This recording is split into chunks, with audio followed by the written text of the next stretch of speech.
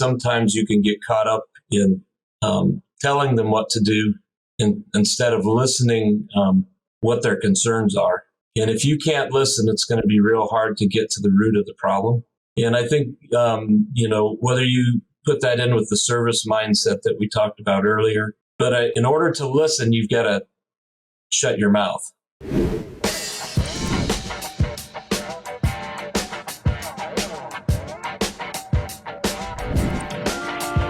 All right, well, thanks for tuning in to the Wisenetix Podcast. My name's Daryl. I'm your host today.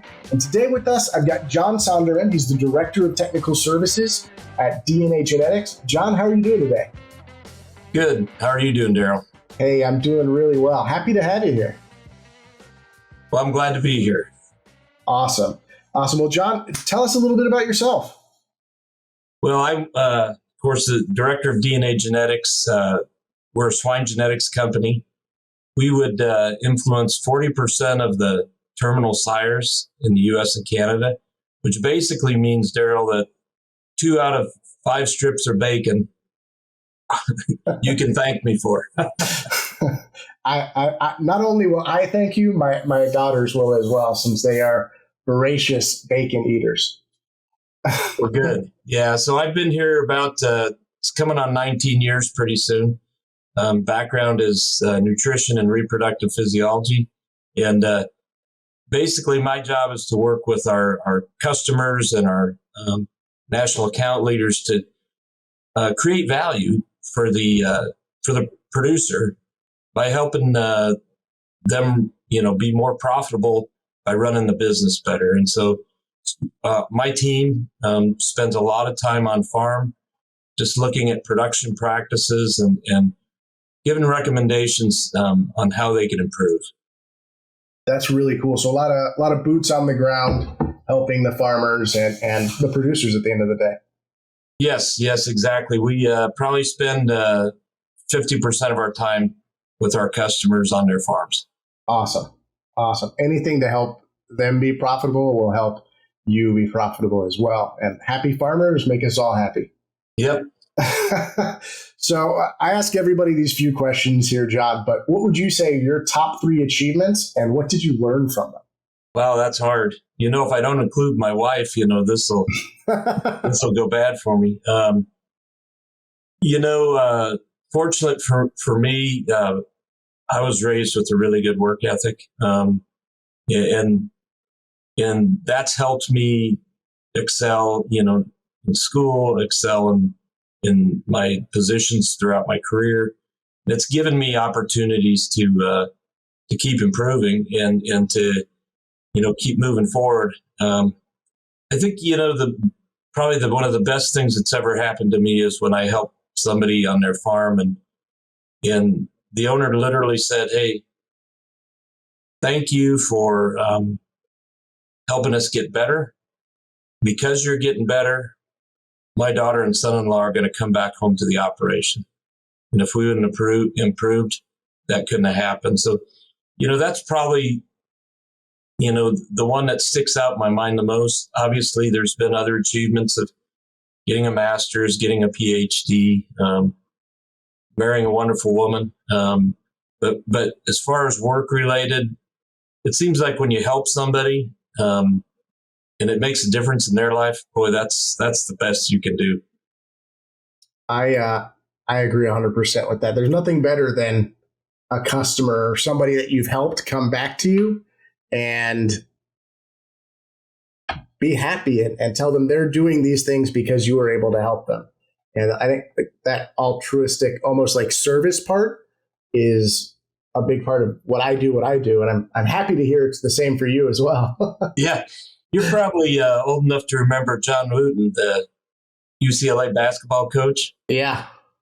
He's got a quote that says, "You can never have a perfect day unless you can help somebody that can never repay you."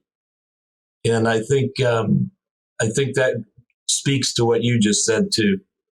Yeah, it's actually my wife and I had a conversation. We're going on a long tangent here, but had a conversation about it last night where, I used to live in downtown Fort Lauderdale, and there's a pretty big homeless population there.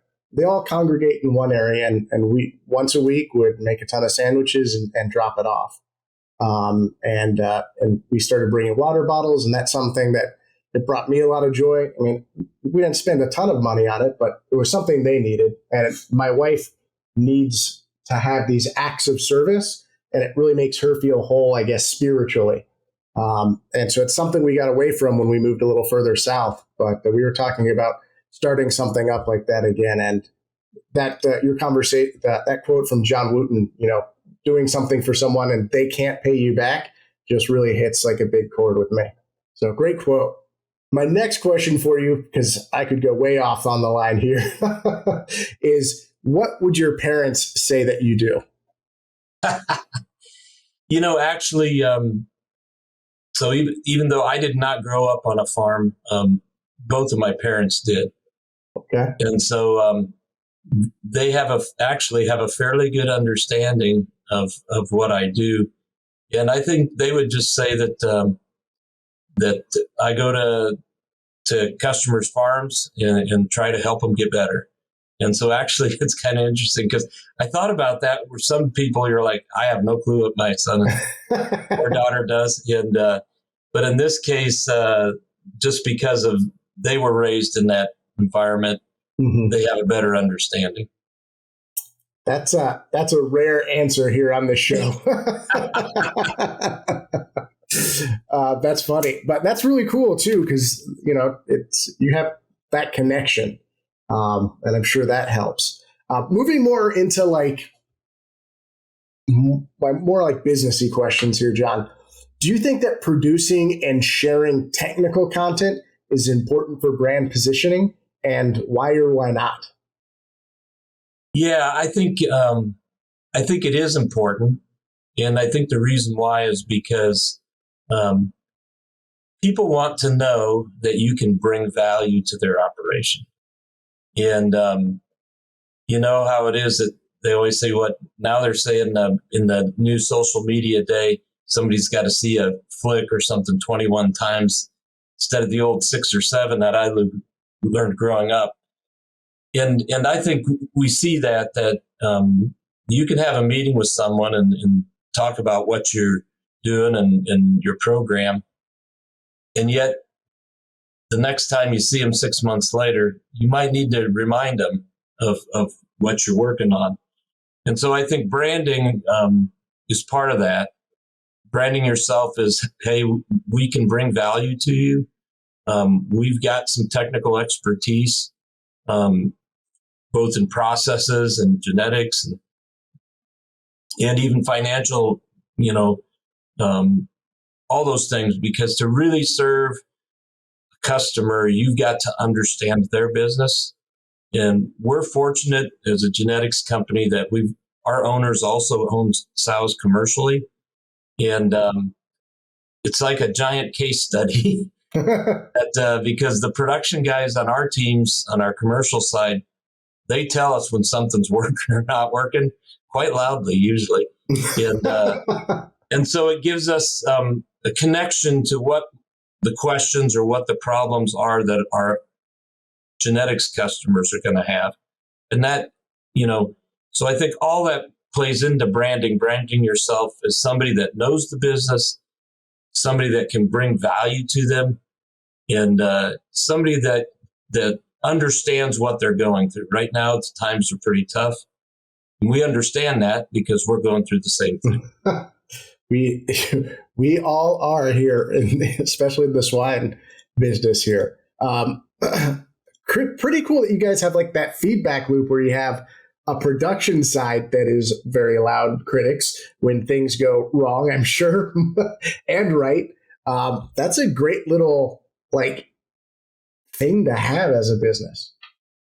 Yeah, we're one of the few that really have that strong of a connection because we can try a new process or select for a new trait or adjust, and we get to see those results real world in the midst of all the, research. In a research environment, it's pretty clean, and you've got really dedicated people that understand research and are there. But when you get out into the real world and it's not that clean. Right. And you don't have the same level maybe of expertise of the people and the same passion. So it does help us. It grounds us and sometimes humbles us.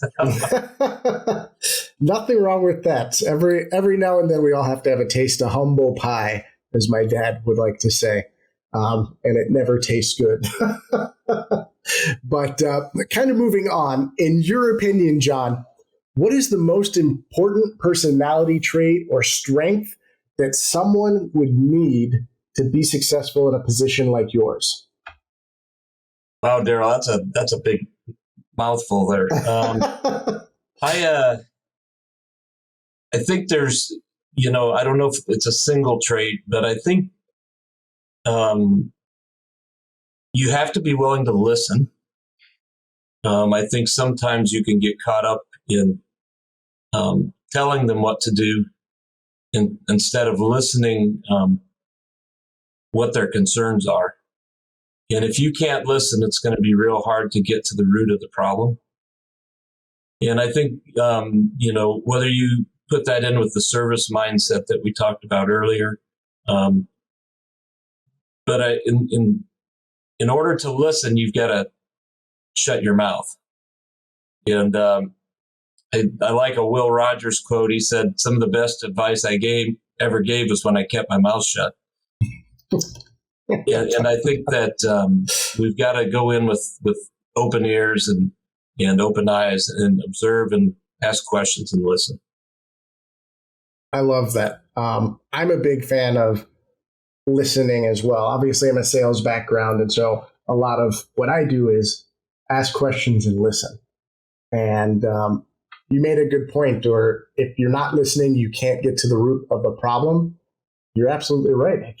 If you're listening to respond, right, you're not going to catch that little piece that says, "Hey, I have a problem with this trait in my pigs. How can you help me, John?" You'll miss it completely. So I'm super happy that you brought that up. Long range high five from me. So what's one lesson that your job has taught you, John, that you think everybody should learn at some point in their life?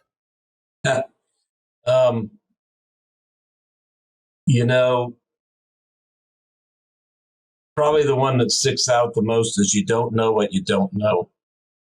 And what I mean is that sometimes we get into thinking that, we've seen everything and our education experience or just the knowledge that we've gained throughout our careers. And that can hurt you when you don't listen and you've seen something new. And so I think it's always to say, "Hey, I don't know everything. I'm still learning," because biology is a very, very humbling teacher. And because it's not like a machine that's punching out widgets. You're dealing with really an ecosystem and a biological model that can not act the way the textbook says it's supposed to. And then you've got to listen and observe and figure out, okay, what's going on here, and why don't I recognize? Why doesn't it fit? What I've seen in the past. So, I love that phrase. You don't know what you don't know. I say that all the time. I don't know where I picked it up, honestly, but it stuck with me. And I like how you kind of tied it back to, listening, because that's the root of everything, right? Yes. So kind of moving on, because I'll get stuck on that for forever because I know me. But I like asking this question because I have a very specific time where I get my best work done. When in the day do you get your best work done, John? The morning. And I like to sit, when I can, I like to start out just reading some devotionals and some about looking for good in the day, looking for good in people, and trying to, for lack of a better term, trying to recognize your blessings and then trying to build other people up. And so I think if I start out with a little bit of quiet time like that, and just say, hey, God help me today, because I know I'm going to need it. And then nobody's yet calling me usually or emailing me. So I get a chance to catch up with any communications that have come in overnight, over the weekend, whatever it is. And then it allows me to kind of plan my day out. And you know how it is when it's a fire hose blowing at you, it's a lot easier to drink out of a garden hose. And so I just kind of like that, to get myself set for the day, ready to go, kind of figure out what needs to happen today, what's high important and urgent, and what can be pushed off down the road. So morning is my best. I don't understand the people that say, oh, I get my best done at 10 o'clock at night. I'm done by then. I too am a morning person. I can do night if I need to, but I think that's just out of necessity. But it does kill me by like 11 o'clock. I'm like dead, and then I know I'm going to be dead the next day. Like it's bad. But I'm kind of the same as you. I like getting started early. I do a little reading. I go to the gym or do a quick walk, and I love what you said about from a fire hose down to a garden hose, because for me, I'm not from ag. I haven't been in ag in my entire life. And I think Mark from Agrimesh said this, and I stole it, but it's like drinking from a fire hose every day for me. So anyway, if I can bring that down to a garden hose, I'm a happy man. This is kind of a fun question too. What other occupation or job would you like to try? Oh, I don't even, I know what I'd like to. Well, I play a little bit with raising cattle on the side. So I've got some cow calf pairs, and I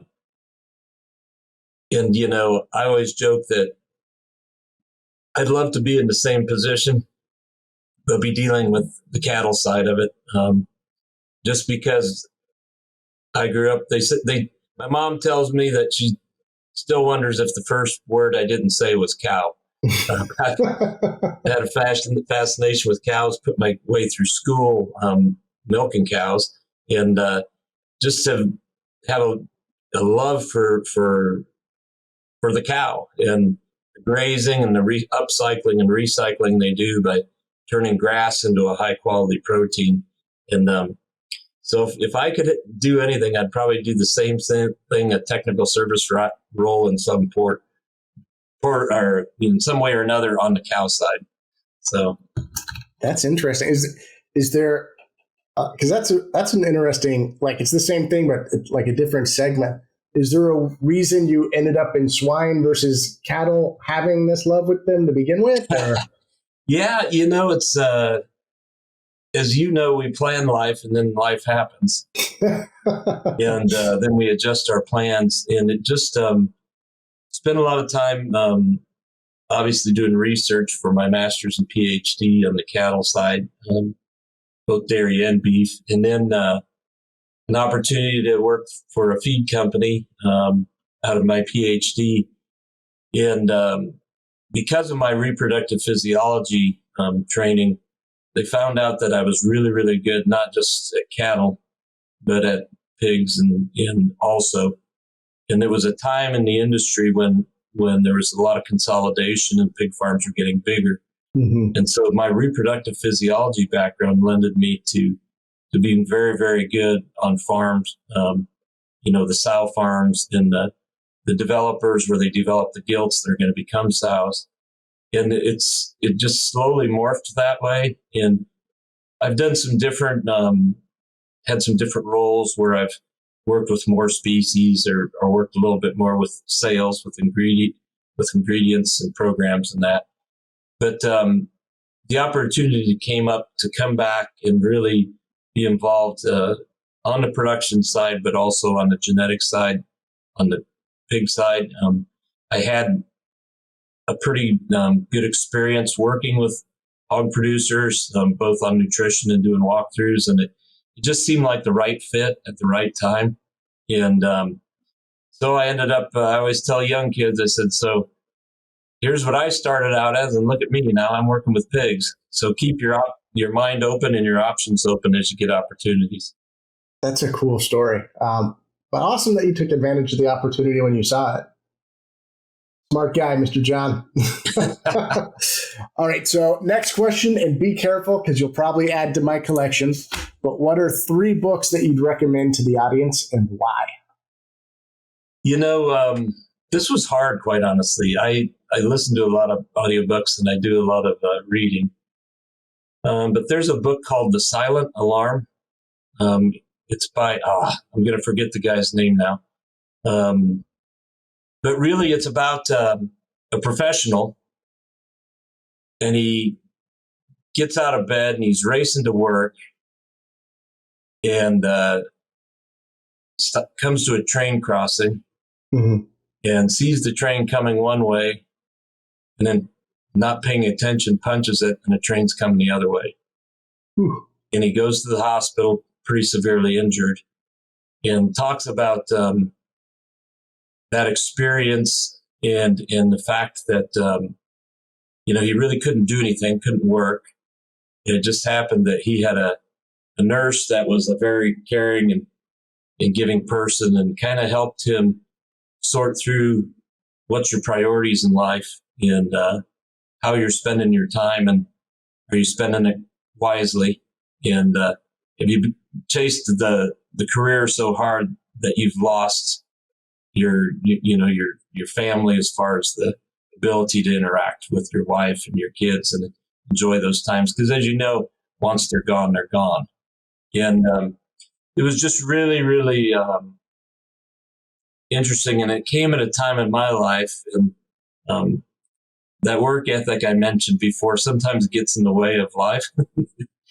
Both in my job and at home, working around the cattle and that. And so I can work.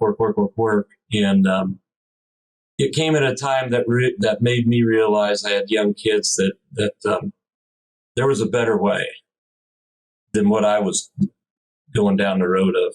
And I still have to fight that balance, because if you're driven to succeed and to compete, which I am a little bit, my family would tell you,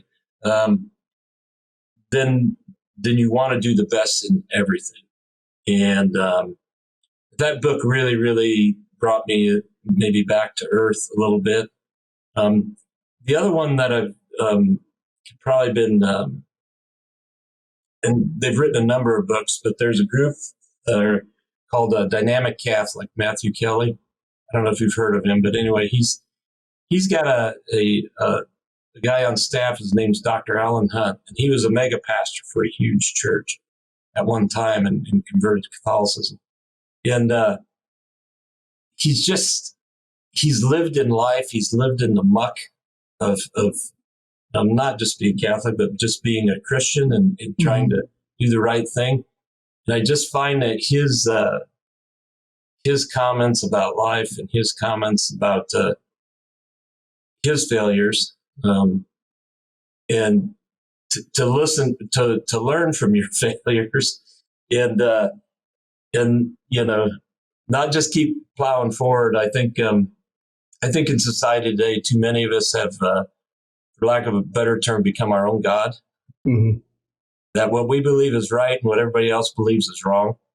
And I think it's a good reminder that that's not really how it is, because there are things that are still wrong that a lot of people say, oh, no, it's right. But, the Holocaust was wrong. You can't get out of that, Wars is not necessarily right, but we can sure justify it when we want to achieve our political goals or ambitions. And so I think those 2 books really, or the one book and then the other author, really stand out as people that have made me, reminded me that I don't know what I don't know. And we're back to that. Those books sound interesting. The Silent Alarm by John G. Blumberg. Does that sound about right? Yes. Bingo. Yes, and I had a friend was going through some struggles years ago, and he said, you should read this. And I'll be honest, you'll cry. You'll cry. And it won't just be because it really speaks to your heart about where you failed. Mm-hmm. And what you need to change. And as you know, change isn't always easy. No, or painless for that fact. That's right. Yeah, I mean, just even reading the small blurb here and using the power of multiple monitors, I know that it'll make me tear up, if not full out ugly cry, as my daughter would say. My dad was he was a physician, pretty well known physician in Orlando, and he had a devastating heart attack, survived, came back. The night he came back, he had a stroke. And I can still remember his surprised trying to talk sounds when they pulled him into the ambulance in the morning.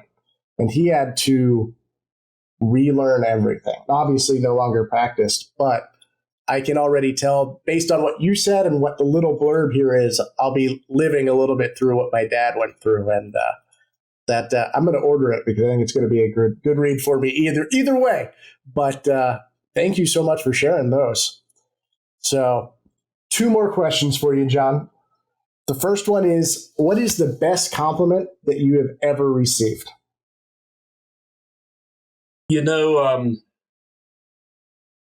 One that just still sticks with me to this day, that my wife and I were young and we had finished college and was out after my master's working in the extension service as an extension agent in Nebraska, and got to meet, some really neat people. And there was a couple that had a son that was probably maybe a sophomore or junior in high school. Nice young man, but he was kind of he came as a surprise. All of his siblings were moved out of the house. I think the closest one was 10 or 12 years older than him.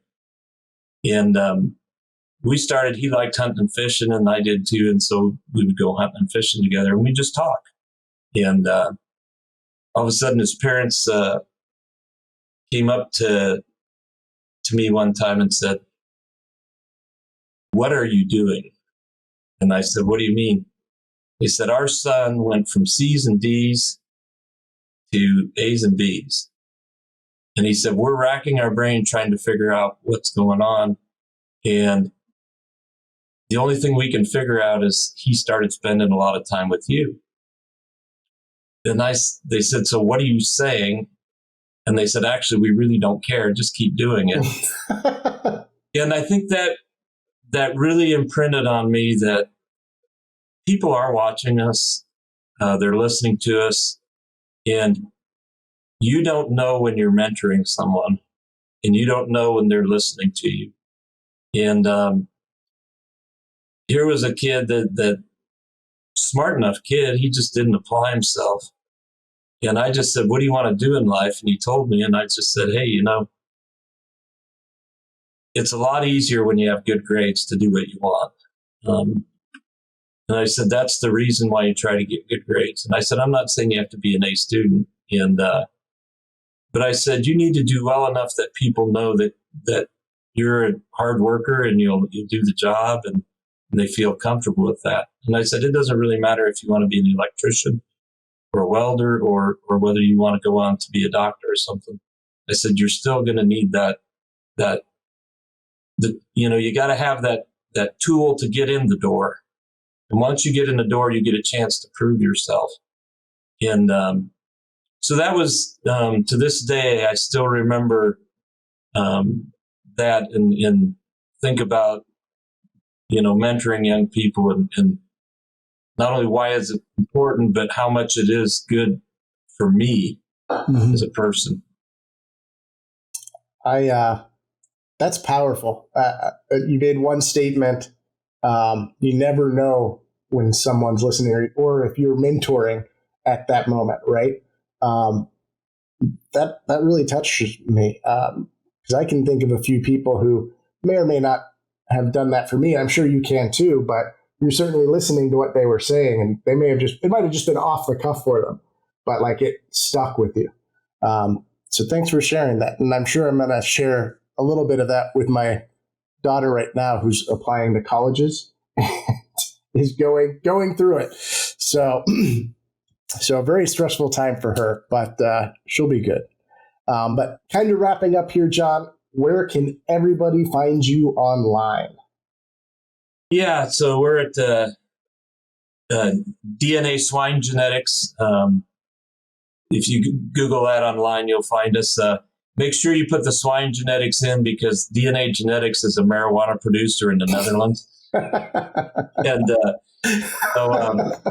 so we make sure you put in DNA Swine Genetics, and you can see more about our company and my team that I work with. And I think, I guess you asked what appealed to me about where I'm at, and they're still privately held, and there's always, as you know, advantages to privately held and corporate held. There always is. But they always stress that do the best you can, do the right thing, and treat others as you want to be treated. And they actually, I will say that, I've been here 19 years. Some of the people, some companies have taglines that sound real good, but then you deal with them and they don't live by them at all. Mm-hmm. I really believe that in our culture of this company that we do try to follow those three axioms. And if you do those things, you're still going to make mistakes, and you're still going to have people maybe that aren't happy with how things turned out. But you can't say that you didn't try to do the right thing. I don't think you can. And proof in the pudding, you've been there for 19 years, so you must like it. Yeah, it's a good family. That's awesome. I'm happy that you've got that. And again, John, thank you so much for coming on the podcast. All right. Thanks, Daryl. No problem. You have a great one, John. I'm sure people can find you on LinkedIn as well, yeah? Yes. Yep. I'm on LinkedIn too, so. Find John there. And everyone, thanks for listening to the Wisenetix Podcast. We're signing off.